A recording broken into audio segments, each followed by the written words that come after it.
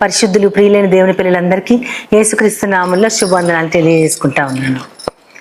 కీర్తనలు 31:15 వచనంలో కనుక మనం చూస్తే, నా కాలగతులు నీ వశములో ఉన్నవి అని దావీదు మహారాజు గారు అంటారు. కాలగతులు అంటే ఏ కాలంలో నా గతి ఎలా ఉంటుంది, నా విధానం ఎలా ఉంటుంది అనేది నీ వశములో ఉన్నవి అని అంటారు. వశము అంటే కంట్రోల్లో, నీ కంట్రోల్లో ఉన్నవని దేవునితో చెప్తా ఉంటారు అనమాట. అంటే ఆయన విల్లో, ఆయన చిత్తములో ఎలా ఉండాలనేది ఆయన దగ్గరే ఉంది, ఆయన వశంలో ఉన్నాయని ఆయన చెప్తా ఉంటారు. ఆ వశము గురించి ఆలోచించినప్పుడు దేవుని వశంలో ఏముంటాయి, మనుషుల వశంలో ఏముంటుంది అని ఆలోచించినప్పుడు చాలా రకాలుగా బైబిల్ గ్రంథం రాస్తూ ఉంది. అయితే అందులో నాకు నన్ను ఆకర్షించిన మాత్రం 2-3 ఉన్నాయి. కీర్తనల గ్రంథం 68:20 వచనంలో ఉంటుంది. అక్కడ ఏమని ఉంటుందంటే, దేవుడు మా పక్షమున పూర్ణ రక్షణ కలుగజేయవాడై ఉన్నాడు, మరణము తప్పించుట యెహోవా వశము అని ఉంటుంది. అంటే మరణము తప్పించుట యెహోవా వశము అంటే యెహోవా ఒక్కడే, అంటే దేవుడు ఒక్కడే మరణాన్ని తప్పించగలడు. ఆయన తప్ప మరెవ్వరు కూడా ఆ మరణాన్ని తప్పించలేరు అని అక్కడ ఎంతో స్పష్టంగా చెప్తారు.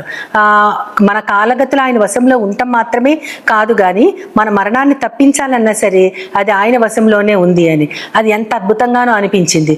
కానీ ఇంకొకటి దీనికి కాంట్రాస్ట్గా మనుషుల వశంలో కూడా కొన్ని ఉంటాయంట.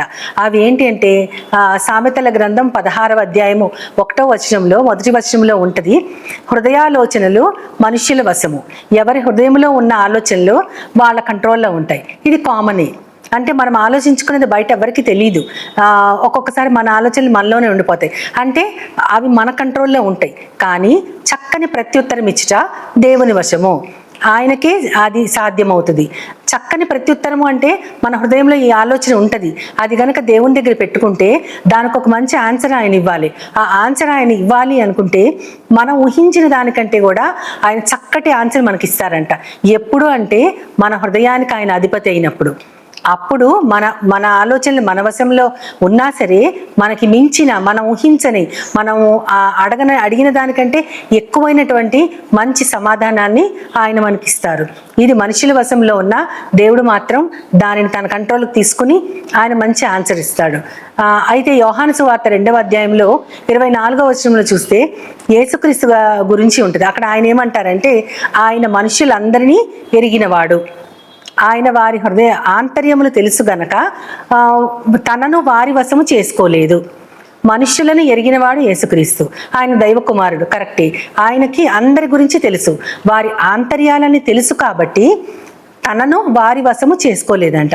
అంటే దేవుడు ఎవరికైనా వశమవుతాడా అసలు అంటే, ఇక్కడ ఆలోచిస్తే రివర్స్లో ఆలోచిస్తే వారి ఆంతర్యం తెలుసు గనక వారికి ఆయన వశము కాలేదు. కానీ అంటే వారి ఆంతర్యం ఆయనకి అప్రైట్గా లేదు, ఆయనకి తగినట్లుగా లేదు. వారి ఆంతర్యాలు గనక దేవునికి తగిన విధానములో ఆయన మార్గములో ఉంటే గనక ఖచ్చితంగా ఆయన వారికి వశమవుతాడు. వశమవుతాడా అంటే బైబిల్లో మనకి నూతన నిబంధనలో 3-4 చోట్ల యేసుక్రీస్తు వారు మనుషులకి వశమైనట్లుగా మనకు కనపడుతుంది. అది ఏంటి అంటే, మనము చూస్తే రక్తస్రావము గల స్త్రీ 12 సంవత్సరాల నుంచి ఆమె అనేక మంది వైద్యుల దగ్గర తిరిగి తన ఆరోగ్యాన్ని అంతటిని పోగొట్టుకుని తన ఆస్తిపాస్తులంతా పోయేంత వరకు కూడా అందరి చుట్టూతో తిరిగి చిట్ట చివరికి అనంతమైన విశ్వాసంతో ఆయన వస్త్రపు చెంగును ముట్టుకొని వెంటనే ఆమె స్వస్థత పొందింది. అప్పుడు యేసుక్రీస్తు తనలోంచి ప్రభావం అంతా వెళ్ళిపోయింది అని ఆయన గ్రహిస్తారు. ఆమెకి అంత తక్షణమే వెంటనే ఆమెకి స్వస్థత కలిగింది అంటే ఎంతగా ఆయన ప్రభావం ఆయనలోంచి వెళ్ళిపోయింది. ఆమె యొక్క అనంతమైన విశ్వాసము, సడలని ఆ విశ్వాసము ఆయనని వశం చేసుకుంది. అందుకనే రాత్రంతా ఆయన తండ్రి దగ్గర ప్రార్థించి పొందిన ఆ గొప్ప ప్రభావాన్ని, మహిమనంతా కూడా ఆమె లాగేసుకుంది. అదేవిధంగా జక్కయ్య ఆయన్ని చూడటానికి వచ్చి, నీ దగ్గరికి నేను ఇవాళ వస్తాను అని యేసుక్రీస్తు వారికి చెప్పినప్పుడు ఆయన తన ఇంటికి ఆయన్ని చేర్చుకుని, యేసు ఏమి కూడా ఒక్క మాట కూడా ఆయన మాట్లాడలేదు. అక్కడ ఏమి మాట్లాడకపోయిన జక్కయ్య ఏమంటారంటే, నేను అన్యాయంగా తీసుకున్న వాటికి 4 నేను తిరిగి ఇచ్చేస్తాను, అంతేకాకుండా పేదవాళ్ళకి నేను నా ఆస్తిలో సగం రాసిస్తానంటారు. అంటే దేవుని యొక్క ఔన్నత్యం, ఆయన యొక్క పరిశుద్ధత ముందు తన యొక్క ఆ పాపాలన్నీ కూడా ఆయన ఒప్పుకొని తనకు తానే ఒక సొల్యూషన్ చెప్పేసుకున్నారు, ఒక కన్విక్షన్ ఇచ్చేశారు. ఆయన ఏంటంటే, ఈ విధంగా 1కి 4 నేను ఇచ్చేస్తాను ఉన్నానో సగానికి సగం ఆస్తి నేను ఇచ్చేస్తానని. ఇంత గొప్ప విశ్వాసానికి, తను ఏర్పరచుకున్న ఆ యొక్క సొల్యూషన్కి యేసుక్రీస్తు ఆయనకు వశమయ్యి ఆ గొప్ప కన్విక్షన్కి ఆయన ఏం చెప్తారంటే, నేడు ఈ ఇంటికి రక్షణ వచ్చింది అని చెప్తారు. అది ఎంత గొప్పగా ఉందా.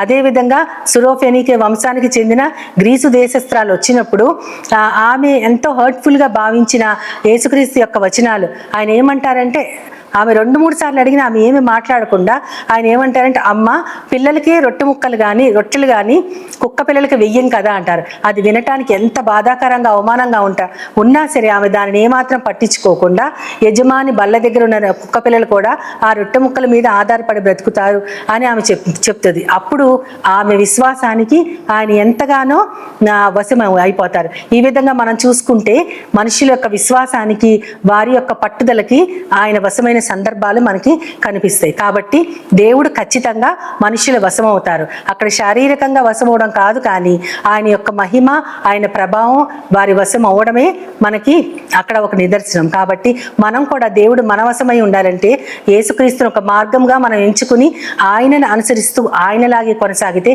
ఖచ్చితంగా మనల్ని ఆయన తన వశం చేసుకుంటారు. అంతేకాకుండా ఆయన మన విధానాలను ఆయన అంగీకరించి మన హృదయ వాంఛలను ఆయన సఫలీకృతం చేస్తారు. ఆ విధంగా యేసుక్రీస్తుని మనవశం చేసుకోవడానికి చిన్న ప్రార్థన చేసి ఆయన సహాయాన్ని కోరుకుందాం. ప్రేమ నమ్మకం గల మా ప్రియ పరమ తండ్రి, మా కాలగతులు నీ వశంలో ఉండటం మాత్రమే కాదు కానీ ప్రభా నాయన నువ్వు మాకు వశం అవుతావని కూడా చెప్పారు ప్రభా. నాయన నిన్ను మా వశం చేసుకోవడానికి నీ కుమారుణ్ణి మాకు ఇచ్చారు ప్రభా. ఆయన మార్గంగా మేము నడుస్తూ నిన్ను చేరుకునేంత వరకు కూడా ప్రభా నీకు ఇష్టమైన విధంగా మేము నీ యొక్క దృష్టికి యోగ్యంగా కనపడటానికి నాకు అందరికీ సహాయం చేయమని నీ ప్రియకుమారుడు నా ప్రియ ప్రభు అయిన యేసుక్రీస్తు వారి ద్వారా కోరి ప్రార్థిస్తున్నాను పరమ తండ్రి. ఆమేన్, ఆమేన్, ఆమేన్. వందనాలు. As Jesus now is all.